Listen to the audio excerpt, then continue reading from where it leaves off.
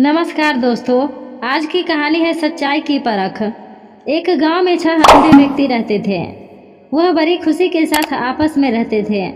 एक बार उनके गांव में हाथी आया।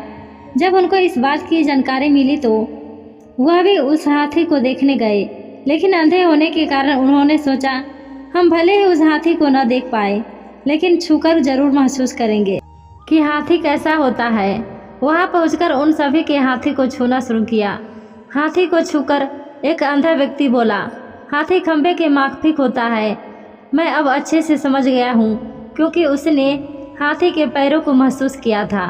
तभी दूसरा व्यक्ति हाथी के पूंछ पकड़कर बोला, अरे नहीं, हाथी तो रस्सी की तरह होता है। तभी तीसरा व्यक्ति भी बोल पड़ा, अरे नहीं, मैं बताता हूँ, यह तो पेड़ के तने की तरह होता है। तुम लोग क्या बात कर रहे हो? हाथी तो एक बड़े पंखे की तरह होता है।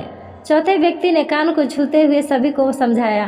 तभी अचानक पांचवें व्यक्ति ने हाथी के पेट पर हाथ रखते हुए सभी को बताया, अरे नहीं नहीं, यह तो एक दीवार की तरह होता है।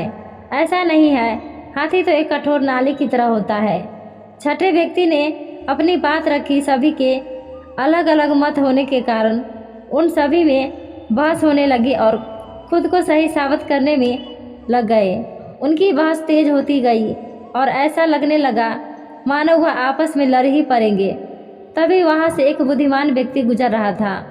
उनकी बहस को देखकर वह वहां रुका और उनसे पूछा, क्या बात है, तुम सब आपस में झगड़ क्यों रहे हो? उन्होंने बहस का कारण बताते हुए उस बुद्धिमान व्यक्ति को बताया कि हम यह नहीं तय कर पा रहे हैं कि आखिर हाथी दिखता कैसा है। उन्होंने उत्तर दिया। फिर एक एक करके उन्होंने अपनी बात उस व्यक्ति को समझाए। बुद्धिमान व्यक्ति ने सभी की बात शांति से सुनी और बोला, तुम सब अपनी अपनी जगह सही हो।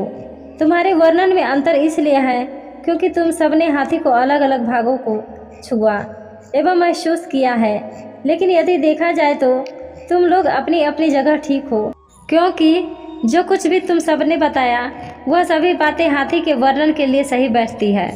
अब तक सभी को सारी बातें समझ में आ गई थी।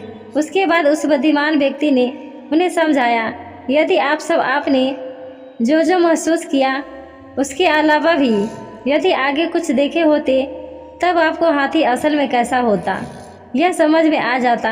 इस कहानी से हमें यही शिक्षा मिलती है दोस्तों, अधिकतर ऐसा ही होता है कि हम सच्चाई जाने बिना अपनी बातों को लेकर अड़ जाते हैं कि हम ही सही है और बाकी सब गलत है। लेकिन कई बार ऐसा होता है कि हम केवल सिक्के का एक ही पहलू देख रहे होते हैं। हमें ज़रूरत है सिक्के के दोनों पहलुओं को देखकर समझने की।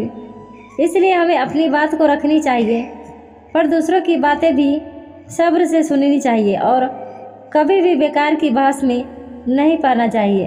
दोस्तों, यह कहानी कैसी लगी हमें कमेंट करके ज़रूर बताएं। धन्यवाद।